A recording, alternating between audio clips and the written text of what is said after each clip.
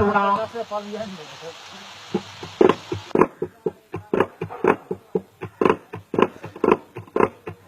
පෙරබරණ සතුරවරයෙහි සිදුවර කතාවක් කාටත් මේ අහන විටදී නෙතට කඳුළු උනනවාය.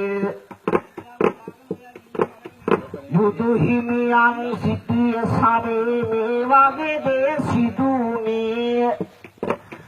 බුදුන් බිහිත වුණු අයුරුයි මේ විදිහට කියන්නේ.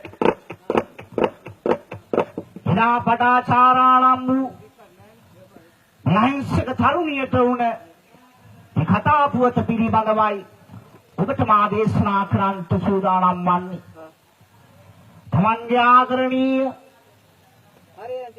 සැමියා සමග ජීවිත කාලය ගෙන යන වකවානුව තුළ දරුවන් දෙදෙනෙක් සමගින් මේ පටාචාරා කුමාරිකාවට ඇති වෙන ආසාවක්.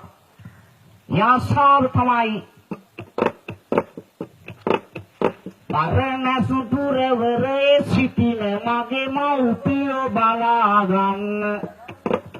හිතුනාර කුමාරියට නිරංජන ගඟෙන් යන්න. නිරංජන ගම් තීවෙන්නේ ගොඩවන්ට සිදුවන්නේ. ඉන්හිහතට උණු සිදුවිය ගැන විසුතර තතු දෙන්නේ. මන්ගේ ආදරණීය මාපියන් දැක බලා ගැනීමේ අදිතමින් යුතුව සැමියාත් දරු දෙදෙනාත් සමගින් මේ කුමාරිකාව භවනාන්තරයේ මැදින් ගමන් කරන්නට වුණා. අහස පොළොව බුබුරෝමින් මහාදාරාලි පාතු වර්ෂාවක් එදා රාත්‍රියේදී